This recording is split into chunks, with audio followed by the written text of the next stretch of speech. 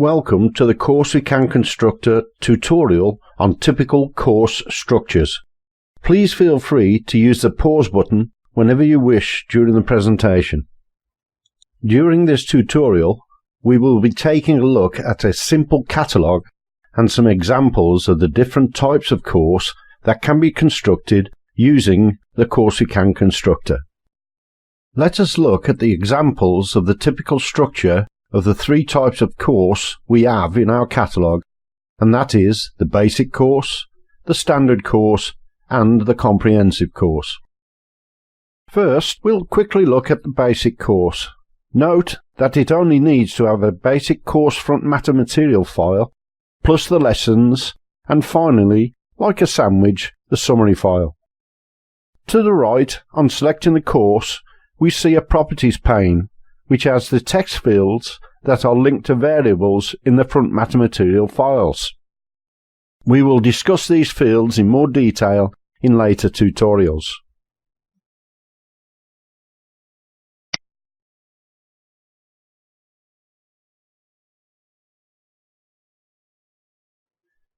Now a look at a simple renditioning of a standard course. In this example, the standard course has a top-level container which is shown here and indicates that it has 3 modules and a course front matter material file. The front matter material file has variables in which are linked to the text fields indicated in the course properties pane to the right. In this example, it has only one constructible file source, and that is PowerPoint.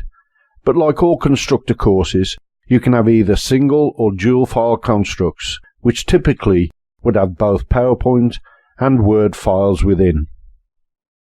Now a look at each module and what they contain.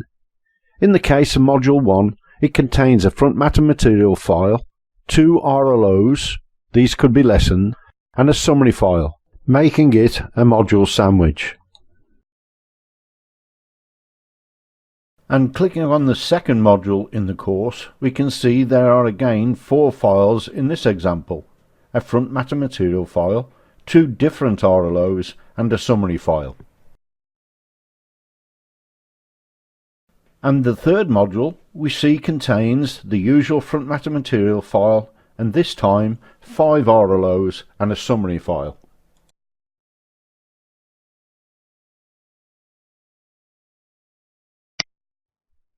This course, like the previous example, has 3 modules. But notice, in addition to a PowerPoint course front matter material file, there's a Word one too. Some training organisations use Word or other word processing applications for student handouts. They also use PowerPoint for the slideshows that are synchronised with the student learning guide. The constructor manipulates both file formats in the same manner and ensures the correct slide deck is kept with the student handout file. Here we can see the 2 file type construct, both Word and PowerPoint. The Word files would reflect the slide image in the accompanying PowerPoint file or slide deck. This type of course presentation style is quite common, but it can create problems with developers or instructors not keeping the 2 files in synchronization. The accompanying slide deck for each student handout file are copied across into the Word file. Sometimes instructors or developers fail to maintain this process, and it can lead to disconnects between the 2 files. We would recommend that you use one file source, and that is PowerPoint. In addition to this, if your organization does not have the luxury of developers, then you will find that most instructors can use PowerPoint, but not all can use Word very well.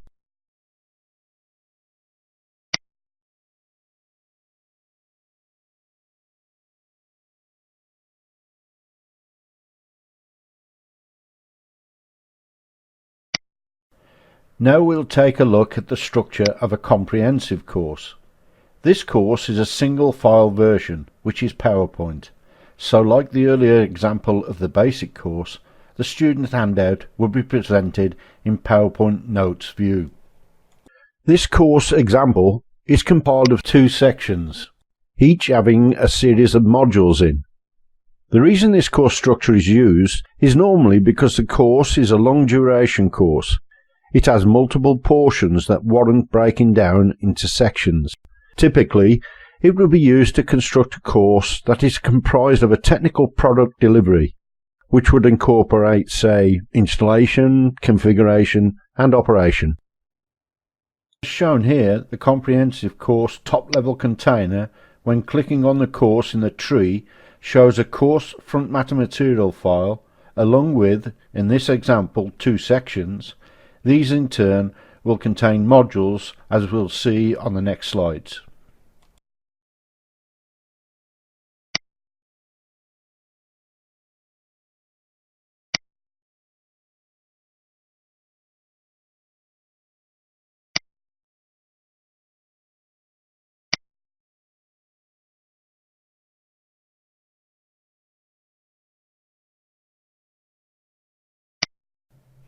Finally, we will rearrange the courses within the catalogue by simply selecting the catalogue to the left and then rearrange them in the Construct container using the Arrange buttons at the bottom.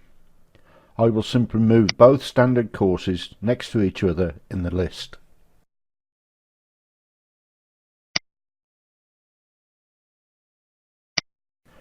Thank you, and that concludes the tutorial on different course structures. For further examples, use a sample catalogue that is automatically installed and opens when you first run Constructor. Thank you, and that concludes the tutorial on typical course structures that can be created, managed, published and printed with the Course We Can Constructor. Please take time to go through the other short and informative tutorials that will help you better understand and use the Constructor more efficiently.